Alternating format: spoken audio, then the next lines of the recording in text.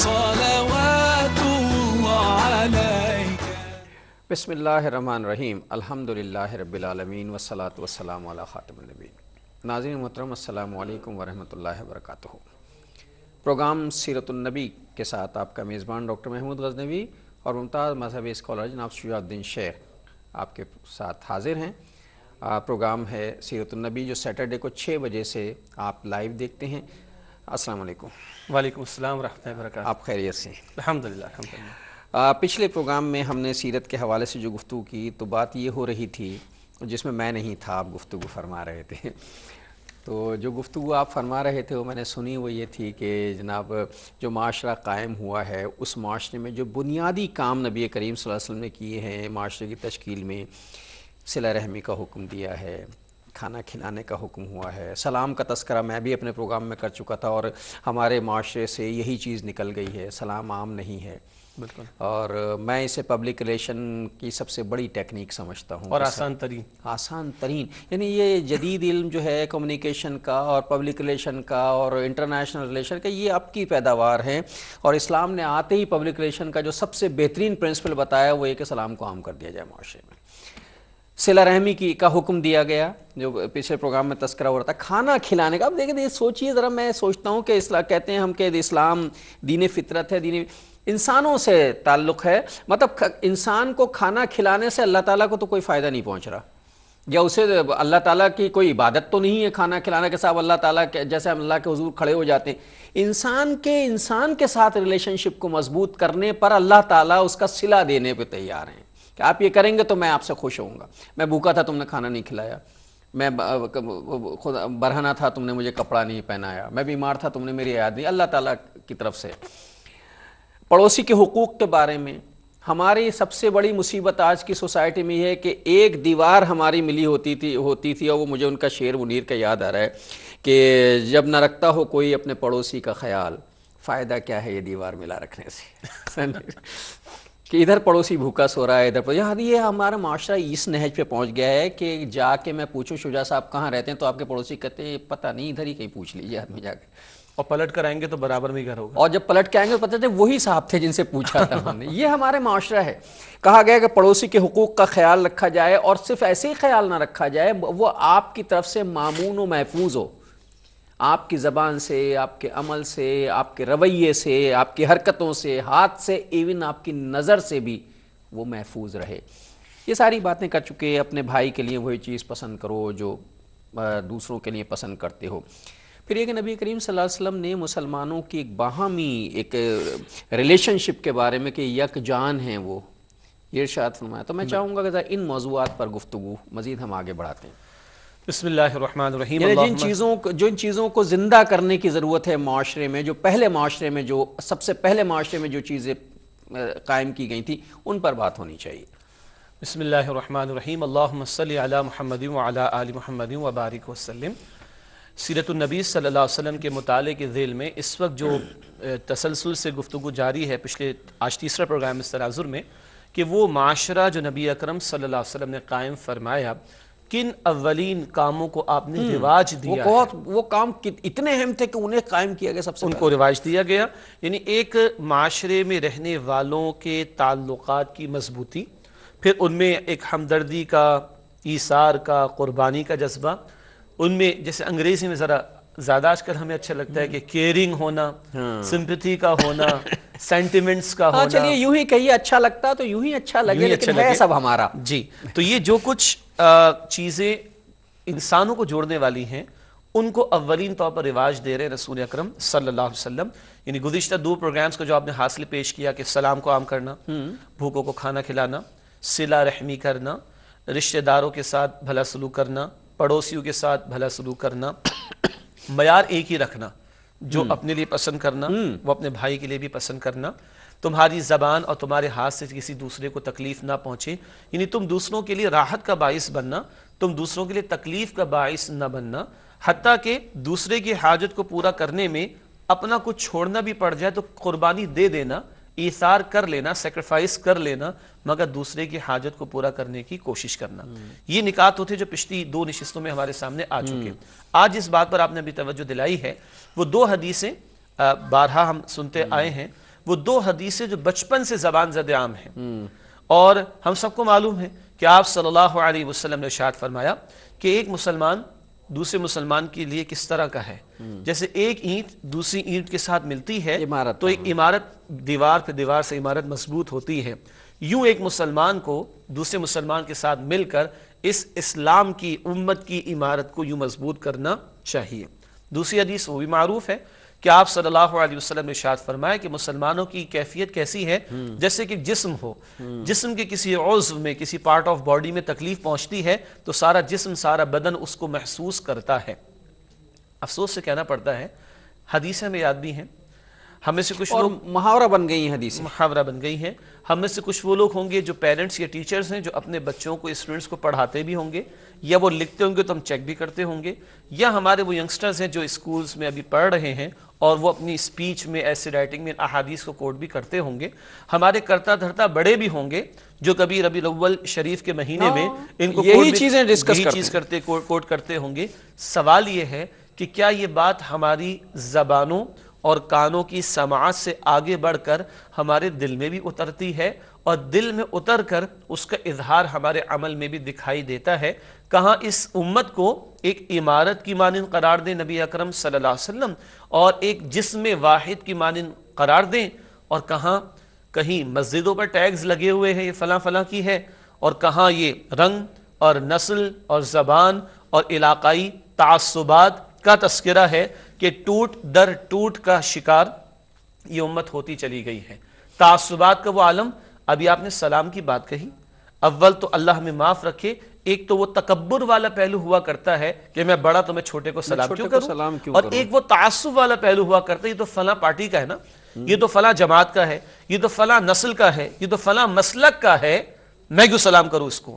اور اگر اس غریب نے کر دیا تو پھر وہی ذہن میں خناس، یہ تو فلاں پارٹی کا ہے، یہ تو فلاں جماعت کا ہے، یہ فلاں علاقے کا ہے، یہ فلاں مسلک کا ہے، میں تو جواب اس کا نہیں دے سکتا۔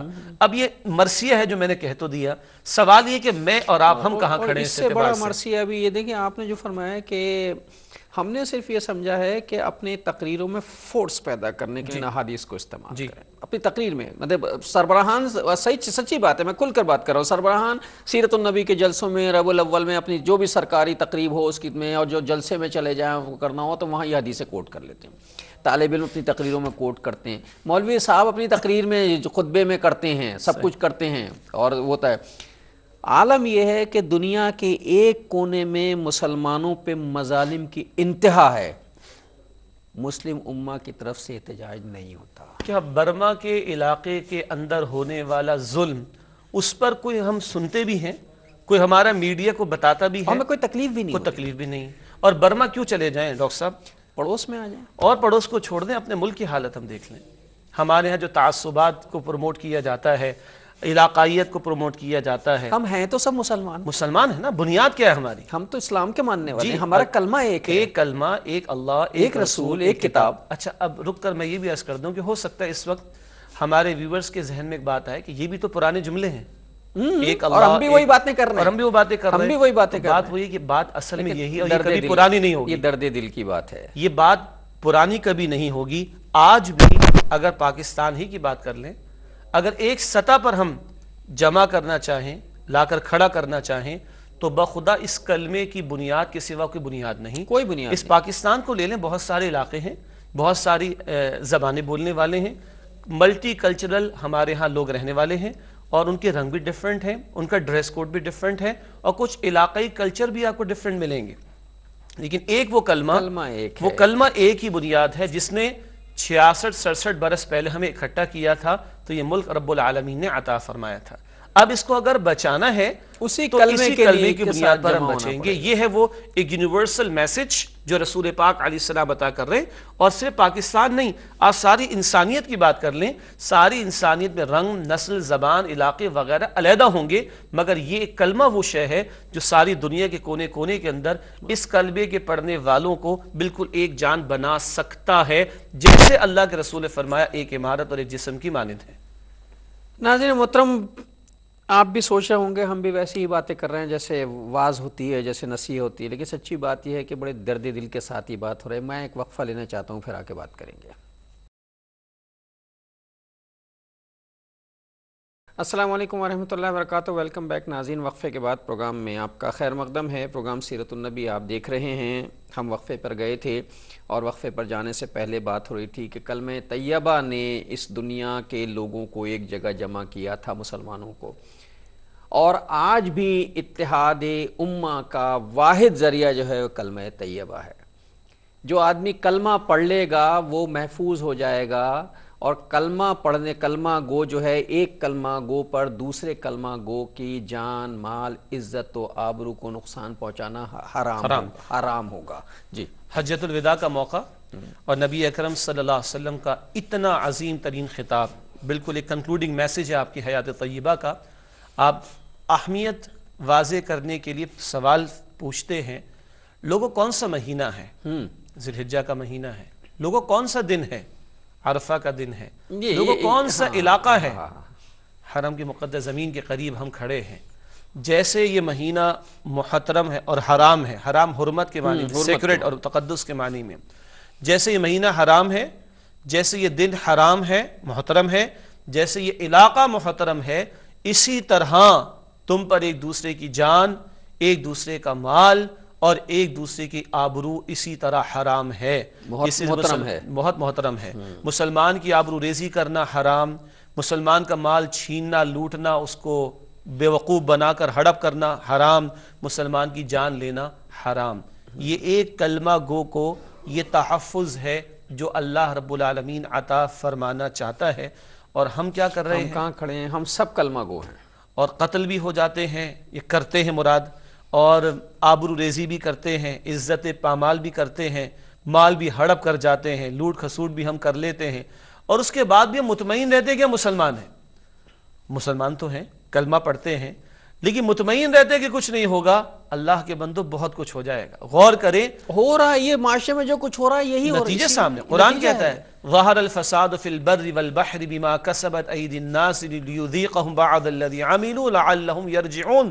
سورہ روم کی آیت نمبر 41. خشکی تری میں فساد برپا ہو گیا لوگوں کے کرتوتوں اور اعمال کی وجہ سے، اور اس لیے کہ اللہ ان کے بعض اعمال کا مزہ چکھائے تاکہ یہ لوگ اللہ کی طرف لوٹیں. قتل و غارت گری کا کیا عالم ہے؟ کراچی جیسے شہر کو دیکھ لیں، پاکستان کا عالم دیکھ لیں. لوٹ کھسوٹ کا کیا عالم ہے؟ عزت محفوظ نہیں، جان محفوظ نہیں، مال محفوظ نہیں، گھر بار محفوظ نہیں، اور ہم مطمئن ہیں کہ ہم مسلمان ہیں.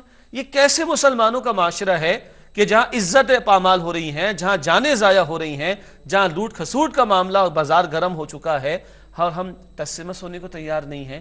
کہیں جھوٹے اطمینان میں مبتلا رہ کر ہم کسی بڑے عذاب کو دعوت تو نہیں دے دیں گے. عذاب آ چکا ہے، یہ عذاب ہی ہے. ادب اطمینانی کیفیت، جان مال کا خوف، بالکل یہ اللہ کا عذاب ہی ہے. قرآن کہتا ہے، سورہ نحل کی آیت نمبر 112 پڑھیں، ایک بستی کا ذکر آتا ہے، اور ابن عباس رضی اللہ تعالیٰ عنہ فرماتے ہیں مکے والوں کا بیان، اور پھر مفسرین فرماتے جہاں جہاں ایسا ہوگا یہ کیفیت آئے گی.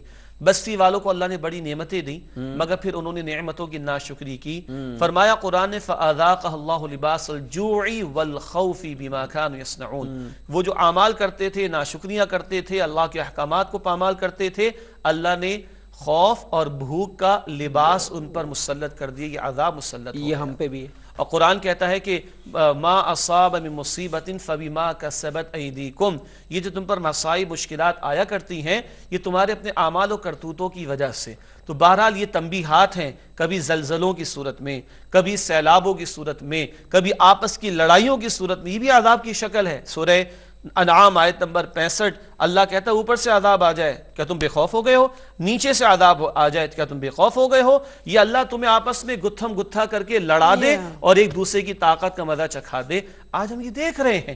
اس سے نکلنے کی واحد راہ یہ ہے کہ یہ جو تعصبات ہم نے برپا کر رکھے ہیں اور یہ ہم نے رنگ نسل زبان علاقائیت کی بنیاد پر جو ہے تقسیمیں کر رکھی ہیں، ان سے بالا تر ہو کر اس کلمے کی بنیاد پر اس قوم کو اکٹھا کرنے کی ضرورت ہے. اور یہ وہ معاشرہ تھا جو رسول اللہ قائم کر گئے تھے، جس پر ہم بات کر رہے ہیں صلی اللہ علیہ وسلم. وہاں وہ واقعتاً ایک جسم کی مانند تھے، وہاں وہ واقعتاً ایک عمارت کی مانند تھے. آج وہ بنیاد ہم نے چھوڑ دی، یہ جسم ٹوٹ پھوٹ کا شکار ہے، یہ عمارت پارا پارا ہو چکی ہے. اس کو جوڑنے کے لیے وہی ایمان اور کلمے کی بنیاد کو بنیاد بنایا جائے گا تو حالات سنور سکتے، اس سے کم تر پر نہیں. ناظرین محترم، قرآن حکیم کی جو آیت مبارکہ پڑھی گئی ہے اس کے مطابق بحر و بر میں جو فساد ہوگا، جو مسائل پیدا ہوں گے، اور اللہ تعالیٰ تو ہر چیز پہ قادر، تمہیں آپس میں تمہارے دلوں سے محبتیں نکال کے آپس میں گتھم گتھا کر دے گا، ابھی ذکر ہوا اس کا۔ اللہ تعالیٰ تم پہ بھوک کا عذاب ڈال دے گا۔ کیا ابھی وقت نہیں آیا، کیا واقعی ابھی وقت نہیں آیا کہ ان تمام مسائل کو سامنے رکھ کر ہم سوچنے پہ مجبور ہوں کہ یہ ہماری اپنے کرتوت ہیں؟ کیا ہم اس بات کا بھی وقت نہیں آیا کہ ہم سوچیں کہ کیا یہ اللہ کا ہم پر شکر کا سجدہ واجب نہیں ہوتا؟ کیا ہم اللہ کی نعمتوں پر شکر گزار ہونے کا نہیں کہ اس نے ہمیں کلمہ گو بنایا ہے؟ کیا اتنی بدعمالیوں کے باوجود وہ ہم سے ہدایت اور کلمہ چھین نہیں رہا؟ کیا ابھی بھی وقت نہیں آیا کہ ہم یہ سوچیں کہ اللہ کے عذاب جو آ رہے ہیں ہمارے اعمال کی وجہ سے آ رہے ہیں؟ صرف ایک ہی حل ہے اس کا، ہمیں اجتماعی طور پر اللہ کی طرف رجوع کر کے توبہ کرنی پڑے گی، ہمیں انفرادی طور پہ توبہ کرنی پڑے گی، ہمیں اجتماعی طور پہ توبہ کرنی ہے، ہمارے علماء کو اجتماعی طور پہ توبہ کروانی پڑے گی، ہمارے سربراہان کو ملک کے جو ہے توبہ کرنی پڑے گی، اور جو اللہ کے حضور ہم آ جائیں گے اپنی بدعمالیاں لے کر تو میرا رب ان تمام مسائل سے ہمیں نکال دے گا، لیکن شرط وہی ہوگی کہ ہمیں ایک جھنڈے کے نیچے آنا ہوگا، اور وہ جھنڈا ہوگا لا الہ الا اللہ۔ دوستو آپ کے جملے پر مجھے قرآن کی 2-3 آیتیں یاد جی میں چاہوں گا کہ بات یہ جو آپ نے بڑے درد سے بات رکھی نا، قرآن تو ہلا دینے والے انداز میں کہتا ہے۔ ناظرین غور کیجئے گا قرآن کیا کہتا ہے۔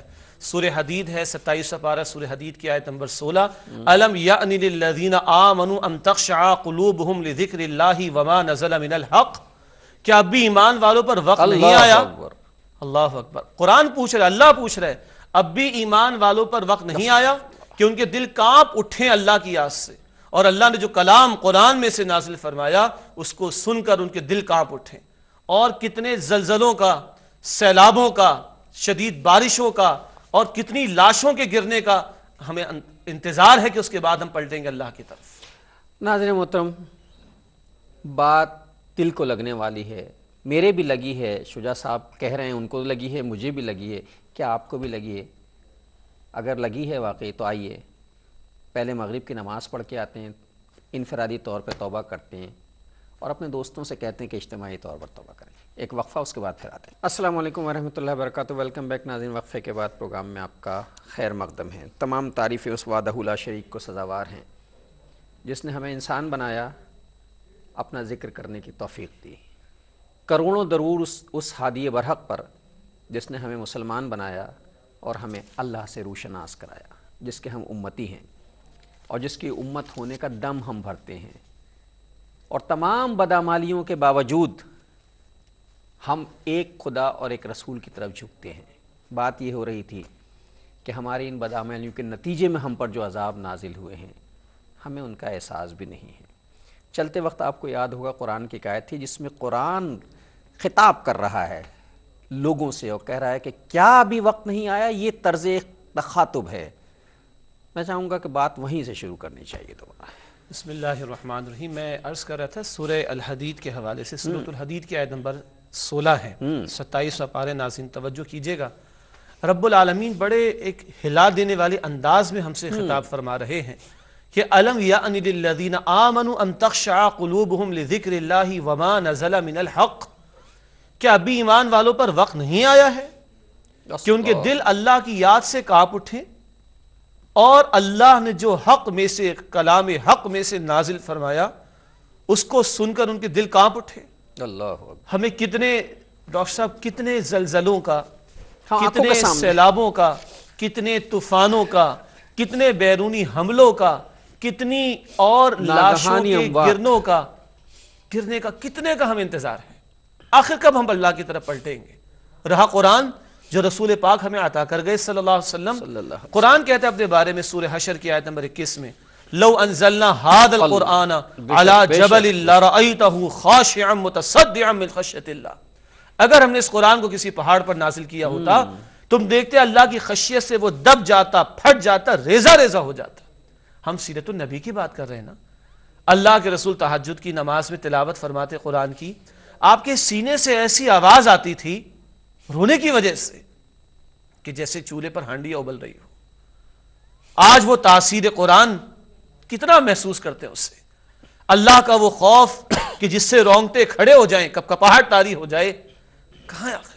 نہیں ہوتا، نمازی میں بھی نہیں ہوتا، اور کسی امام کو کسی آیت عذاب پر رقت میں نہیں آتی۔ یہ بھی ایک نہ صرف یہ کہ محرومی ہے بلکہ بہت بڑی نحوست میں کہوں کہ ہم اس تاثیر سے محروم ہو گئے۔ بات ہو رہی تھی کہ اللہ کے نبی علیہ السلام امت جوڑ کر گئے تھے، اللہ کے نبی علیہ السلام امت بنا کر گئے تھے، مختلف زبانوں والوں کو، مختلف علاقے والوں کو ایک کلبے پر جوڑ کر گئے تھے۔ حبشہ سے بلال آئے تھے نا رضی اللہ عنہ، روم سے سہیب آئے تھے نا رضی اللہ تعالی عنہ، فارس سے سلمان آ گئے تھے رضی اللہ عنہ۔ یہ مجموعہ بنا اس امت مسلمہ کا، وہ گلوبلائزیشن جس کی آج ہم بات کرتے ہیں، بنا کر دے کر گئے آپ صلی اللہ علیہ وسلم، مگر آج ہم ٹوٹ پھوٹ کا شکار ہیں۔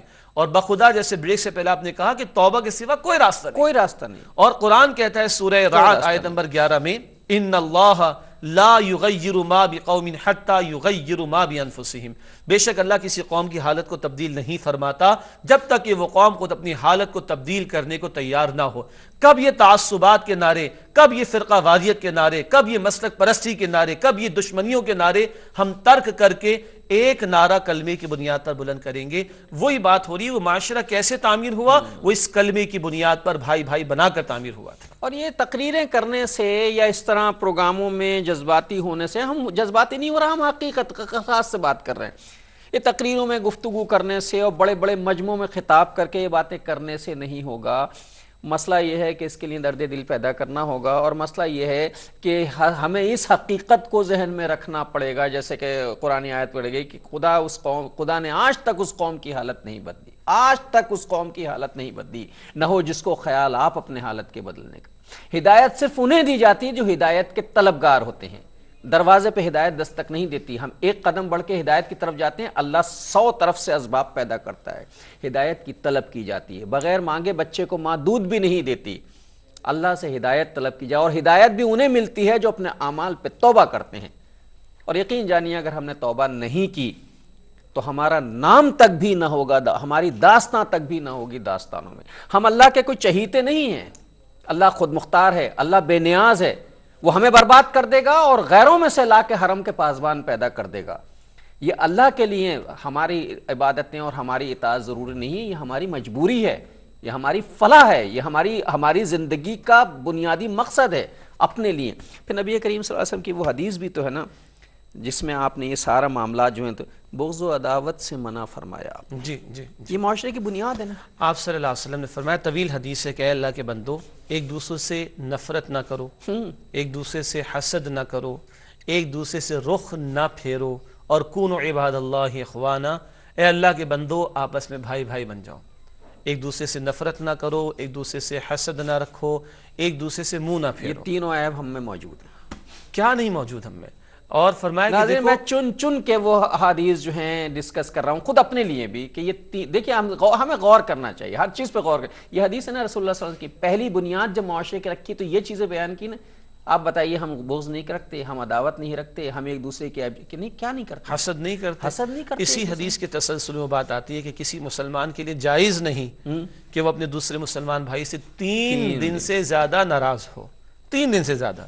اور یہاں گھر گھر کے اندر کہا جاتا ہے بڑے فخر سے، میں نے 3 سال سے اپنے بھائی کی شکل نہیں دیکھی، میں نے 5 سال سے اپنی بہن کے گھر میں قدم نہیں رکھا، اور یہ فخر سے کہتے ہیں یہ ڈوب مرنے کا مقام ہے، یہ ڈوب مرنے کا مقام ہے۔ 3 دن سے زیادہ کی ناراضگی کی اجازت نہیں دی نبی پاک صلی اللہ علیہ وسلم نے۔ ایک عام مسلمان کے حوالے سے چہ جائے کہ کوئی خونی اور رحمی اور قریبی رشتوں کے بارے میں فخریہ انداز میں کہے کہ میں نے فلاں کی اتنے مہینے سے اتنے سالوں سے شکل نہیں دیکھی۔ یہ ہے جو ہدایات اللہ کے رسول دے گئے، اور ہم کہاں کھڑے ہیں؟ غور کرنا چاہیے کہ ہم دعویٰ ہی کرتے رہیں گے یا اپنے اندر کو جھانک کر اپنی اصلاح کر کے کل ان کی شفاعت کے امیدوار بننے کی کوشش کریں گے؟ دیکھیں، جو اپنے کرتوت پہ نادم ہو جائے اس کا بڑا پن ہے، جو یہ کہے کہ ہاں جی مجھ سے غلطی ہوئی ہے، اسے معافی آسانی سے مل جاتی ہے۔ جو غلطی بھی کرے اور ڈھٹائی بھی اختیار کرے وہ بغاوت ہے۔ یہی فرق ہے آدمیت اور شیطنت کا۔ آدم علیہ السلام سے خطا ہوئی، معافی مانگ لی، بعض اہل علم لکھا کرائی گئی، بتانا مقصود تھا۔ شیطان نے کی، آدم علیہ السلام سے ہوئی، جھک گئے، اعتراف کر لیا۔ شیطان نے غلطی کی، اڑ گیا، آدم علیہ السلام نے توبہ کر ڈالی۔ شیطان نے جسٹیفائی کرنا شروع کر دیا. آدم کو معافی مل گئی علیہ السلام, شیطان رائندہ درگاہ ہو گیا. آدم کو اعزاز دے کر خلیفہ بنا کر زمین پر بھیجا, اس پر قیامت تک کے لیے لعنت کر دی گئی اور ہمیشہ جہنم میں ڈالنے کا فیصلہ کر دیا گیا. آدمیت اور شیطنت میں یہی فرق ہے. کس کے فالوور بننا ہے؟ ہم آدمیت والے طرز عمل پر جانا چاہتے ہیں, شیطنت والے طرز عمل پر. اور اگر کوئی احساس پیدا ہوا ہو تو میں سنا دوں وہ 2-3 حدیثیں. اللہ کے نبی علیہ السلام فرماتے ہیں کہ التائب من الذنب کمن لا ذنب له, توبہ کر لینے والا واقعتاً آ جائے. توبہ کے معنی پلٹ آنا, گناہ کو چھوڑ کر اطاعت پر آنا, رجوع کرنا. توبہ کر لینے والا ایسا ہے کہ اس سے گناہ کیا ہی نہ ہو, ایسا صاف کر دیا جائے گا. اور ناظرین کرام نوٹ کیجئے, قرآن کی تو بہت آیتیں آج کوٹ ہو رہی ہیں. سورہ فرقان آیت نمبر 70-71, سچی توبہ لے آؤ. سورہ فرقان آیت 70-71, فَأُولَٰئِكَ يُبَدِّلُ اللَّهُ سَيِّئَاتِهِمْ حَسَنَاتٍ, اللہ ان توبہ کرنے والے, سچی توبہ کرنے والے, ان کے گناہوں کو نیکیوں میں بدل دے گا. یہ نہیں کہا, یہ بات باقی جگہ کہا جاتا ہے معاف کر دے گا, یہاں کہا گناہوں کو نیکیوں میں بدل دے گا. اور وہ جو آپ نے کہا تھا کہ آؤ تو صحیح, اللہ کی طرف بڑا غفور بڑا رحیم ہے. حدیث میں آتا ہے جب بندے پر اللہ کا خوف طاری ہو اور اللہ کے عذاب کا خوف اس کے دل میں ہو اور وہ اللہ کے حضور روتا ہے, ایک آنسو کا قطرہ ٹپکتا ہے, اس کے گناہ ایسے جھڑتے ہیں, یعنی جب رونگٹے کھڑے ہو جائیں خوف کے مارے, حدیث میں ہے کہ اس کے گناہ ایسے جھڑتے ہیں جیسے خزاں کے موسم میں درختوں سے پتے جھڑتے ہیں. اور خوبصورت جامع ترمذی کی روایت, بخاری میں آتا ہے حدیث قدسی, اللہ کا کلام نبی پاک علیہ السلام نقل فرماتے ہیں, بہت مشہور روایت ہے کہ اللہ فرماتا ہے کہ میرا بندہ مجھے دل میں یاد کرتا ہے, میں بھی اسے دل میں یاد کرتا ہوں. وہ کسی محفل میں مجھے یاد کرے, میں بھی فرشتوں کی محفل میں یاد کرتا ہوں. وہ ایک بالشت میری طرف آئے, میں ایک ہاتھ بھر اس کی طرف آتا ہوں. وہ ایک ہاتھ بھر میری طرف آئے, میں 2 ہاتھ بھر اس کی طرف آتا ہوں. وہ چل کر میری طرف آئے, میں دوڑ کر اس کی طرف آتا ہوں. اب کمی تو ہم میں ہے نا, کمی تو ہم میں, ہم نہیں پلٹتے, نہ گھر میں, نہ معاشرے میں, نہ ریاست میں, نہ انفرادی طور پر, نہ اجتماعی طور پر. ٹس سے مس مجموعی اعتبار سے ہم ہونے کو تیار نہیں ہیں. ہم ایک چیز تو کر لیتے ہیں نا, چلیے ہم آج اسی حوالے سے ایک بات کر لیتے ہیں. ناظرین آئیے ہم سب بیٹھ کے ایک بات کر لیتے ہیں. یہ بہت بڑی بات ہے کہ صاحب میں پورے معاشرے کو تبدیل کر دوں, میں اپنے حلقے کو تبدیل کر دوں, میں پورے ملک کو تبدیل کر دوں, میں سب کچھ نہیں کرتے. یہ ہمارے اختیار میں بھی نہیں ہے نا. ہم مکلف بھی جتنے اختیار ہیں اتنے ہی مکلف ہیں. ہم لوگ ایک کام کیوں نہیں کر لیتے آج بیٹھ کے, اس پروگرام کے حوالے سے جو بات ہو رہی تھی, ہم اپنے طور پر اللہ کو درمیان میں ڈال کے یہ طے کر لیتے ہیں کہ جی سارے معاملات میرے ذمہ نہیں ہیں, میں صرف اپنی ذات کا مکلف ہوں, میں اپنے آپ کو درست کر لیتا ہوں. وہ کہتے ہیں نا چیریٹی بگنز ایٹ ہوم والی بات ہے. میں توبہ کر لیتا ہوں, اپنی ذات سے تو میں شروع کروں, میں توبہ اور ہم میں سے کچھ کا کئی ایک کا کرنا, یہ ایک آغاز ہوگا اس توبہ کے لیے جو اجتماعی سطح پر بہرحال مطلوب ہے. اور ہم سب کیا ہیں, یہ ہمارے لاکھوں ویورز جو ہمیں دیکھ رہے ہیں, ہم سب ہی تو سوسائٹی ہیں. ہم انڈیویجولز یہ کام شروع کر دے تو ایک مجموعہ معاشرے کا جب وہ یہ کام کرے گا تو اللہ کی رحمت بھی شامل حال. اور آپ تمام حضرات جو ہیں, مطلب ملک میں لاکھوں حضرات اور بیرون ملک ہم تقریباً 100-150 ملکوں میں دیکھے جا رہے ہیں. اور 100-150 ملکوں میں اگر بہت زیادہ نہیں تو 1 کروڑ آدمی تو کم از کم دیکھ ہی رہے ہوں گے پروگرام. اگر 1 کروڑ آدمیوں میں سے 1000 افراد ہم آپ اس اجتماعی طور پہ توبہ کر لیں, آج یہ طے کر لیں ہم توبہ کر لیتے ہیں, تو جب 1000 آدمی توبہ کر لیں گے تو وہ مزید 2-4 آدمی اور کر لیں, میرے خیال 1000 بہت بڑی تعداد ہے ٹو اسٹارٹ وتھ. اگر ایک فرد کا آغاز ایک بہت بڑی بات ہوتی ہے. وہ مشہور حکایت ہے نا, ابراہیم علیہ السلام کو جب آگ میں ڈالے جانے کے فیصلے ہوئے ہیں تو ایک چڑیا قطرہ لا کر ڈالے آگ پر, تو پوچھا بھائی کہ بھی چڑیا تمہارے قطرہ ڈالنے سے کوئی آگ بجھ جائے گی؟ وہ کہتی نہیں بجھے گی. پھر یہ ایکسرسائز کیوں ہو رہی ہے؟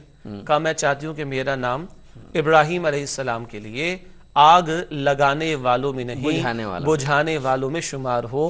ہم طے کریں ہم لگانے والے اور بھڑکانے والوں میں شامل ہو رہے ہیں یا بجھانے والوں میں شامل. ناظرین محترم, آج پورے خلوص کے ساتھ, ایمانداری سے آپ جہاں جہاں بھی بیٹھے ہوئے ہیں, میں پروگرام ختم کرتے وقت کام کرتا, آئیے بسم اللہ کرتے ہیں.